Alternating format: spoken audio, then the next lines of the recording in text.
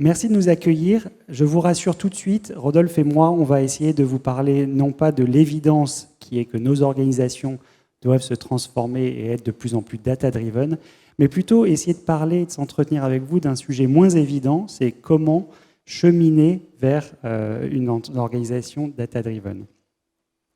Je suis pour ma part vendeur de solutions technologiques et logicielles qui depuis longtemps essayent de donner l'accès aux hommes aux données, et cela fait que peu de temps que j'ai la capacité à utiliser les logiciels dont j'ai fait la promotion. Donc c'est bien l'évidence du fait que c'est loin d'être évident que de faire ce chemin et de permettre à nos organisations et à chacun d'accéder aux données plus librement.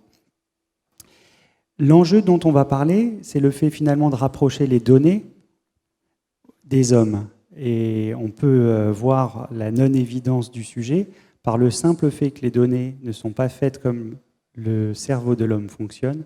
Les données sont rangées dans des lignes, dans des colonnes, au travers d'index, et le cerveau humain ne fonctionne pas de cette manière. Alors Rodolphe, je suis très intéressé sur le fait que tu puisses nous en dire un peu plus sur la genèse de ton projet et sur la manière dont on a abordé les choses ensemble. Merci Edouard. Donc notre aventure, elle a commencé comme toute grande aventure, par une véritable ambition. En termes de data ou de digital transformation, notre ambition, elle était d'abord sur l'efficience des data. Alors moi, je suis financier et il est important que nos data, finalement, respectent ce qu'on appelle les 4 A.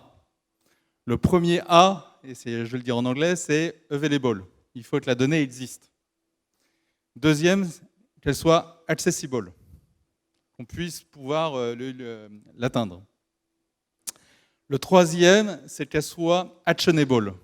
Et ça, c'est vraiment peut-être un des plus importants, c'est-à-dire que la data, il faut qu'on puisse pouvoir l'utiliser, pouvoir prendre une décision sur cette data.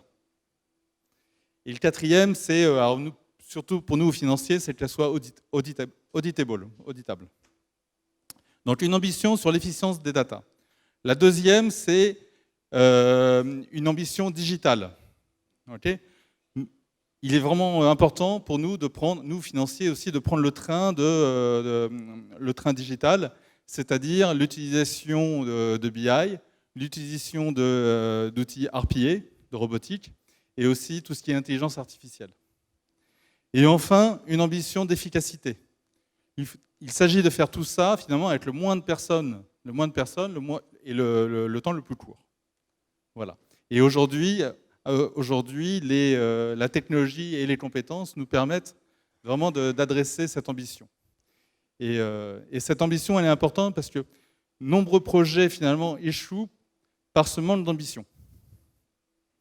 Alors peut-être que tu pourrais nous éclairer un petit peu sur, face à une grande transformation de ce type, il y a quelques personnes importantes et il y a surtout le sujet du partenariat, le fait d'essayer d'établir et de comprendre un objectif commun et de mettre éventuellement en place un plan de succès commun. Est-ce que tu pourrais nous en dire un peu plus sur cette notion de partenariat pour le succès d'un projet ? Oui, Edouard. Alors comme tu le disais, l'important, c'est comment on amène les données aux utilisateurs, aux décideurs. Donc nous, en tant que financiers, mes collègues et moi, les data, on les connaît bien. On les utilise depuis des années. Alors moi, je suis financier, c'est tout ce qui est finalement nos ventes, nos marges, notre bilan. On connaît aussi très bien les décideurs. On les côtoie tous les jours. On est finalement un peu les business partners de ces décideurs. Et nous, finalement, en tant que fonctionnel, notre grand challenge, c'était finalement comment amener de façon plus efficace, plus digitale, ces données aux décideurs. Et c'est là que finalement notre partenariat a commencé. Elle a été de plusieurs étapes. La première étape, c'est finalement l'évangélisation sur les atouts d'un outil BI pour notre population. Et notamment sur comment adresser tous nos pain points. Comment croiser différentes sources de données. Comment avoir de la puissance graphique, de la rapidité de calcul.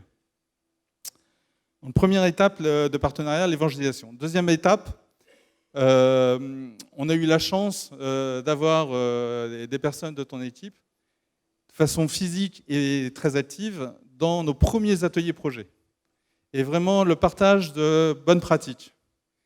qu'est-ce qui a bien marché chez les autres, et surtout, qu'est-ce qui n'a pas marché chez les autres. Et ça a été d'une grande valeur ajoutée. Donc, le deuxième, c'était la participation active dans les ateliers. Troisième, c'est un support technique. Grâce à vos experts, vos experts ont su monter en puissance nos ressources internes en termes de compétences et aussi s'adresser à toute difficulté technique rapidement. Donc, pour pouvoir que le projet avance. Et enfin, et on est en train de travailler dessus, c'est comment s'assurer de la réussite des lancements auprès des utilisateurs, en termes de communication, en termes de training. Et ça, vous nous accompagnez là-dessus et dans un cadre de partenariat. Parfait. Alors justement, dans ce thème des utilisateurs et des intervenants, j'imagine qu'une grande transformation digitale implique toujours de l'appréhension, des tensions, un peu de crainte face au changement.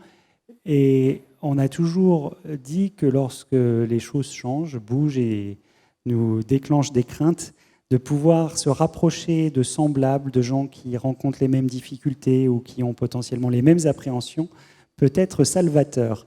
Comment est-ce que tu as abordé, dans le cadre de votre transformation chez Schneider, cette notion de communauté pour accompagner les uns et les autres ?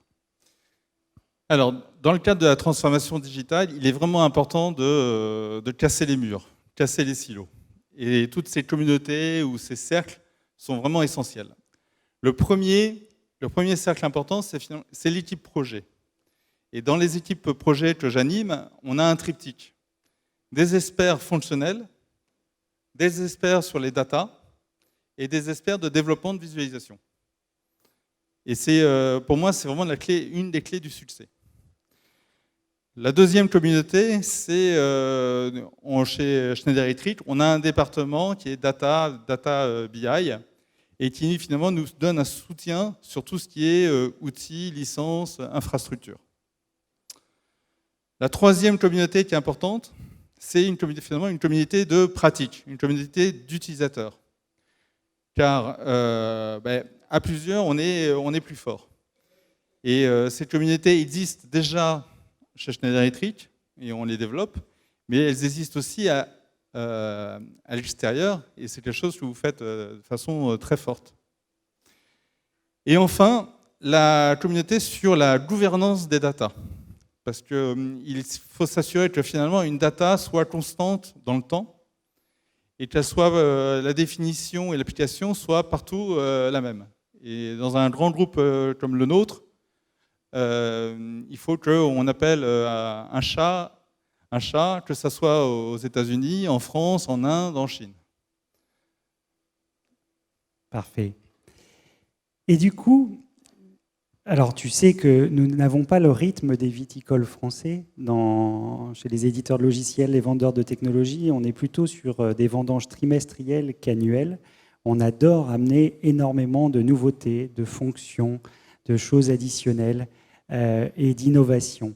On est sur ce rythme trimestriel qui est toujours dans un souci, en tout cas chez Tableau, de faciliter l'usage et de permettre une adoption plus rapide et plus aisée.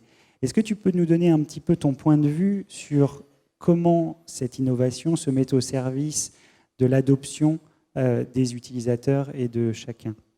Oui, alors il s'agissait, au-delà de fournir des visuels, des analyses, une puissance graphique auprès de nos utilisateurs, de nos décideurs, il fallait aussi trouver de l'innovation et de l'innovation. Et il y a des fonctions dans vos outils, type Explain Data, qui vraiment mettent les capacités d'analyse à la portée de tous. Alors c'est quelque chose, pour vous dire, une fois que vous voyez par exemple un nuage de points, un graphique avec des points hauts et des points bas, la capacité de finalement pointer sur le point et utiliser une application qui s'appelle Explain Data, qui va faire tourner un peu d'intelligence artificielle, en tout cas moi c'est comme ça je l'ai perçu, va donner toutes les causes possibles à ce point haut ou ce point bas. Et moi, c'est finalement, quand je regarde mes années d'expérience, c'est parfois des choses qu'on faisait de façon très empirique, qui mettaient parfois des quarts d'heure, des heures entières pour trouver finalement les bonnes raisons d'une variance. Et ça, pour la user experience, c'est vraiment une grosse valeur ajoutée. Parfait. Alors, je vois que vous êtes allé de petit succès en petit succès. Quelle serait l'ambition finalement des quelques trimestres et mois qui viennent au niveau de Schneider Electric ? C'est une aventure, c'est un voyage, mais vraiment forte d'une énorme ambition managériale, une ambition digitale, fort de communauté active, soit d'utilisateurs, soit d'équipes projet, fort d'une technologie et d'un partenariat avec Tableau. On se sent vraiment confiant pour mettre tous ces projets à l'échelle de notre groupe, à l'échelle de nos décideurs. Et vraiment d'aller apporter brique par brique ces analyses, cette capacité d'analyse auprès de nos décideurs. Parfait. Écoute, Rodolphe, merci pour ce témoignage qui me permet avec toi un petit peu de rêver, et j'espère avec vous de rêver à ces temps absurdes dans lesquels nous nous sommes trouvés depuis un petit moment, qui consistent à faire des études de marketing, de contrôle de gestion, de finance ou de logistique, à ensuite expérimenter la réalité de notre métier pendant des années, et la plupart du temps, lorsqu'il s'agit de converser avec nos données, de dépendre d'experts et d'intermédiaires qui vont tous amener une déconnexion avec notre expertise. Donc, je suis ravi de pouvoir, avec toi et avec vous, rêver au fait que nous autres, experts métiers ou utilisateurs métiers, nous puissions être de plus en plus proches de ces fameuses données et de nos systèmes et applications. Merci. Merci à vous.